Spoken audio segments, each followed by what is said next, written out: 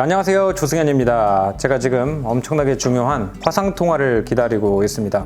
이 화상통화의 대상이 누구냐 하면은 제가 불어를 처음 공부하기 시작했을 때 어마어마하게 좋아했던 프랑스 가수 칼라 브루니예요. 칼라 브루니는 나중에 이제 프랑스 영부인까지 지냈던, 제가 프랑스에 있을 때 프랑스 영부인을 지냈기 때문에 저는 학생일 때 이렇게 올려다보던 분인데, 이번에 이제 그 칼라 브루니 씨가 새로운 앨범을 내면서 여기에 대해서 인터뷰할 여러 대상자를 찾고 있어서 제가 이제 이력서를 보냈어요.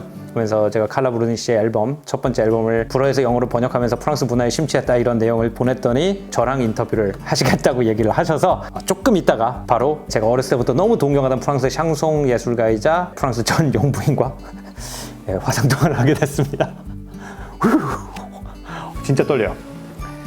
칼라 브루니는 이제 우리나라에서 무엇보다 밥 잘 사주는 예쁜 누나, 그 손예진 씨가 주연한 그 드라마의 테마송 중에 하나인 Stand By Your Man을 부른 분으로 굉장히 유명하죠.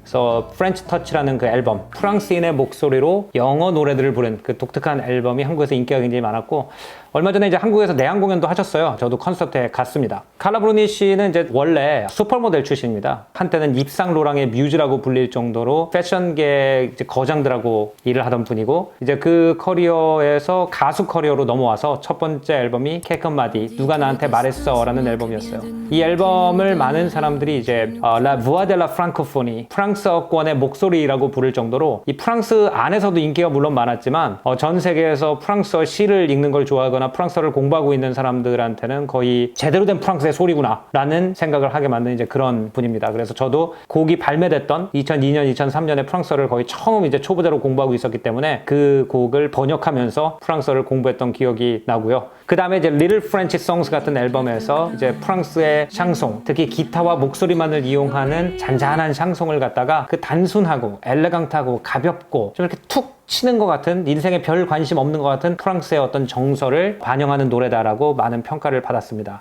좋아하는 노래 두 개를 뽑자고 하면은 Le Plus Beau de Quartier라는 노래가 있거든요.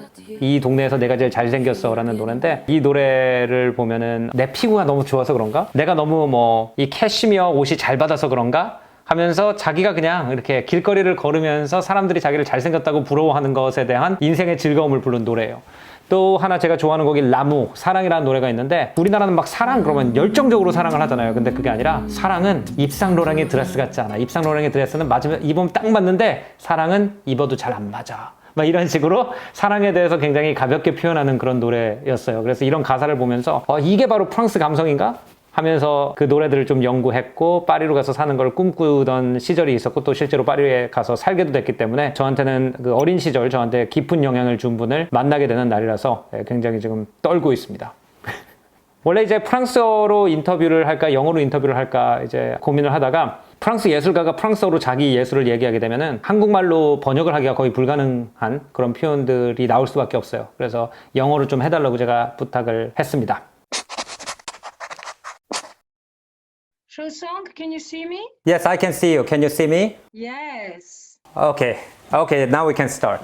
I was living in Paris back in 2005 to 2011, and during this time you were the la première dame de la République. So have you zooming with me in this way, for me, it's amazing. So thank you so much. It's such a pleasure. For me, you're a great artist. And so it's a great pleasure for me to welcome you here where I am, because it's my studio. Wow.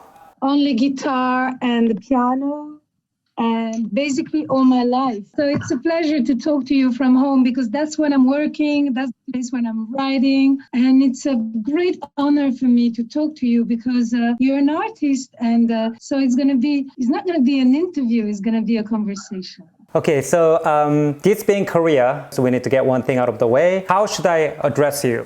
You should call me Carla. Wow, are you serious? Wow. Okay. How should I call you? Seungyeon's fine. I would say that we can call each other by our names. Okay. So congratulations on your new album. I listened to it. I think the music really cut very deep into the emotions. But before we talk about the deep stuff, let's just start a little bit lighter. A lot of Korean fans know you and love you through your album, The French Touch. And I went to your concert when you came to Korea. Yes, I do remember. It might be a silly question, but a lot of fans, they listen to your French Touch album, and your voice sort of represents the French voice to a lot of people. And people are wondering, if the album is called French Touch, why are all the songs in English? You're so right. That is a good question. I would say that when we did this album with David Foster, we were looking for English songs to cover. But then when the album was finished and I was searching for a title for it, then I was wondering, this sounds, I have a little accent that I can't get rid of. Mm-hmm. So I said to David, what is this accent? He said, it's a French accent. And so I said, should we say that I put some French touch to all this English music, English and American music, of course. And he said, yeah, it's like a little French touch. And, so I called it French Touch. But the funny part is that it's a wave of music in France, French Touch, with Daft Punk and Air and all these great, sort of modern new bands. And so by calling the album French Touch, I made a lot of confusion because it was an English album called French Touch, and also French Touch, it's an electro definition. Right. So it was a lot of confusion, but music is not like a law, you're free, free to be irrational.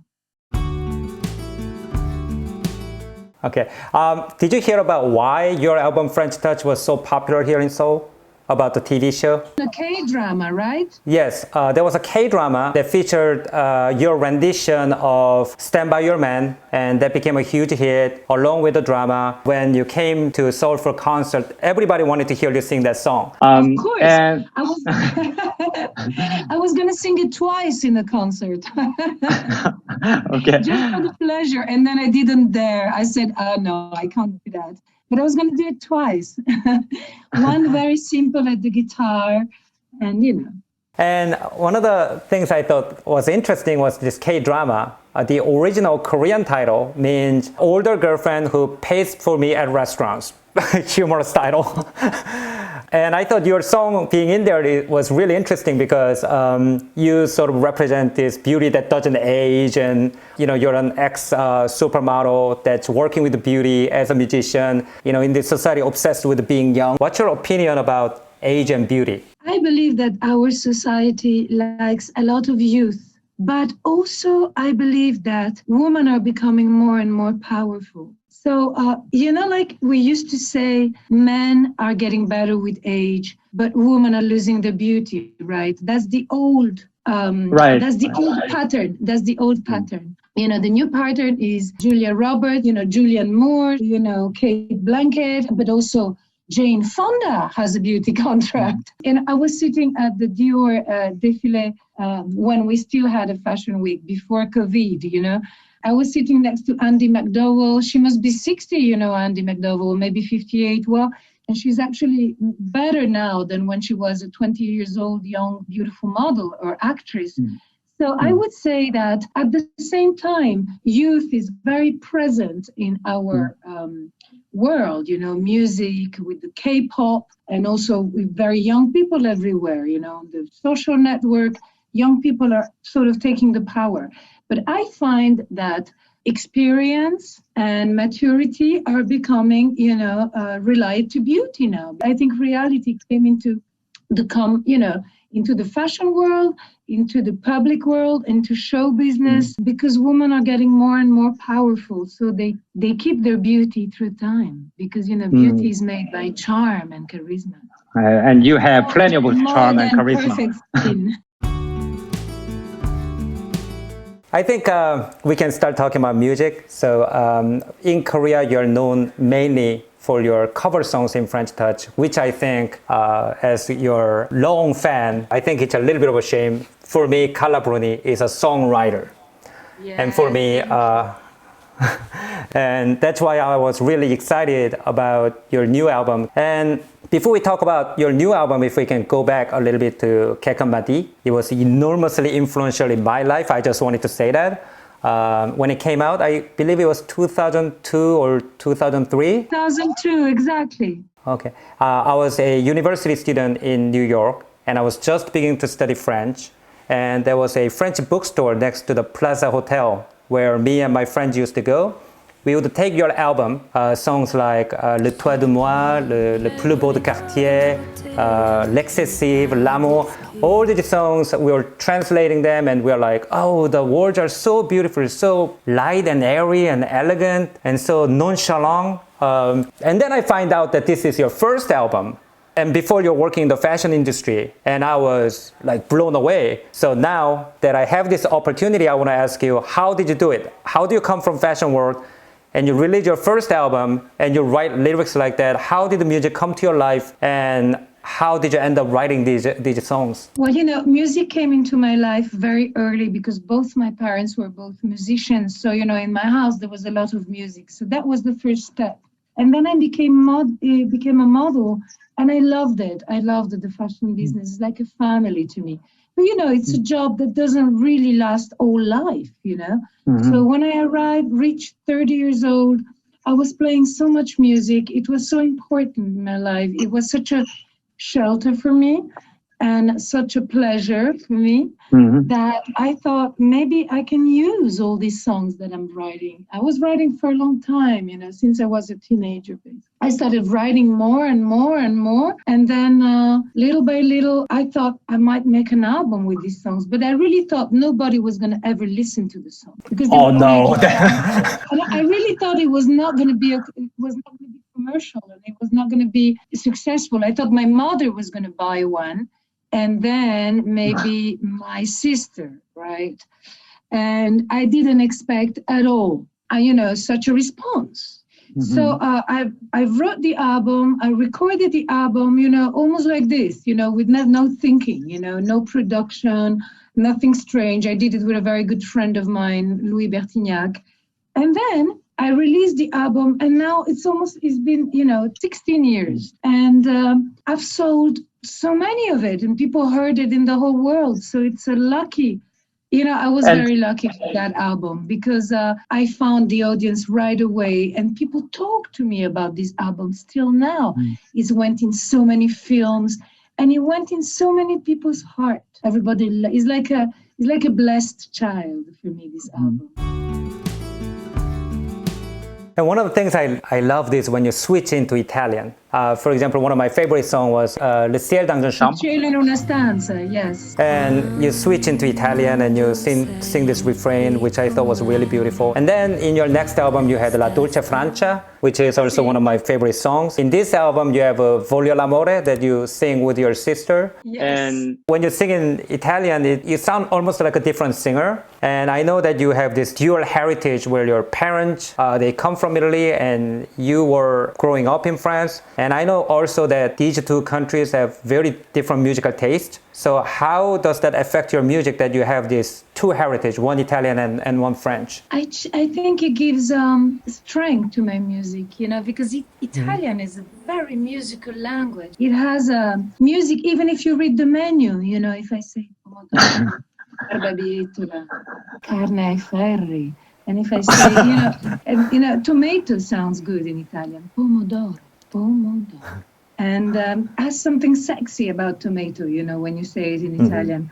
And so I guess Italian is music, even without notes, when you speak Italian, music is there already. And also French has music, and also Korean has music, and also Russian and English and Chinese, and, of course. But Italian has more music because it has so many vowels.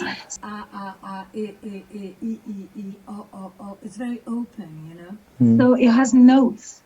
And so I think it gives something richer, actually, to my music. Mm-hmm. So now let's finally talk about your most recent album. We are actually here to talk about that. And I was lucky because of this interview. They sent me all the music. And like I was saying in the beginning, I feel like it cuts deeper than your other albums. So I was looking for sort of, because I'm such a big fan of your Kekamadi, I was sort of looking for songs that talk about similar things. In Kekamadi, you have L'Excessif, which I connected with Rien que l'Extase. And then I connected L'amour with Un Grand Amour and Le Ciel dans une chambre with Chambre Vide. You know, two songs thematically connected, 20 years apart. When you look at them side by side, what do you feel? I feel that somehow I'm not surprised that you connected the songs in it from the two albums because they're very similar albums. In the way I wrote the album, very simply in my studio, is that I wrote the album very fast, in a movement, without thinking. It's only made by emotion, basically. There's only emotion. So sometimes it's a very intimate emotion, and sometimes it's a very general emotion, as if it was seated next to you, and singing the songs next to you. So I know there is COVID, so we cannot be so near, but in the same room. That's how I wrote the album, as if I was sitting next to you. When I look at this new album, I felt that it was very similar to the first album. It was, it had that lightness, that airiness, that sort of nonchalance that I loved in the first album. But at the same time, maybe because time has passed, I felt that, like I said, it cut deeper. Some of the overtones are a little bit darker. There are songs like Partir dans la nuit, which is an evocation of maybe death or separation. But you do it so coolly, right? You talk about these very painful things, so what are you trying to do to us here? My dream is that my songs get into the people's heart the way you describe it got in your heart. My dream is to be in people's life with my songs, no matter how. I mean, the thought of you being a young student and going to a library and finding my album with your friend, the thought of my music getting into your life when you were a young kid, that's the reason why I write. I would rather go in people's heart, but even a little amount of people, but I really go into their heart, than sell billions of albums to people that don't really hear it. You know what I mean? I would rather get into people's hearts. So to me, what you told me about the way that my first album touched you and the way you learned French with it, it's like a small miracle. That's the reason why I'm writing my music. My dream is to happen every time. And I have people that tell me, I did a little piece of my life with your music beside me. You also sang a song in Spanish, and I haven't heard that before either. So writing in English, singing in Spanish, and then French and Italian both being your mother tongue. Are you just trying to expand into more people's heart, or are you experimenting with different register of emotion? What's going on here? I'm actually trying, to increase my writing, And then Por qué te vas is one of my favorite songs from when I was a young girl, I must have been 13 or maybe 12. I saw this film called Cría Cuervos. And in this film, Cría Cuervos, there was this song, Por qué te vas? And I had a total crush on it. But like a crazy crush, when you can have on songs. So I bought, it used to be, 45. Tour, and you used to put the record in a manche disc, it was really like, the 80s, yeah.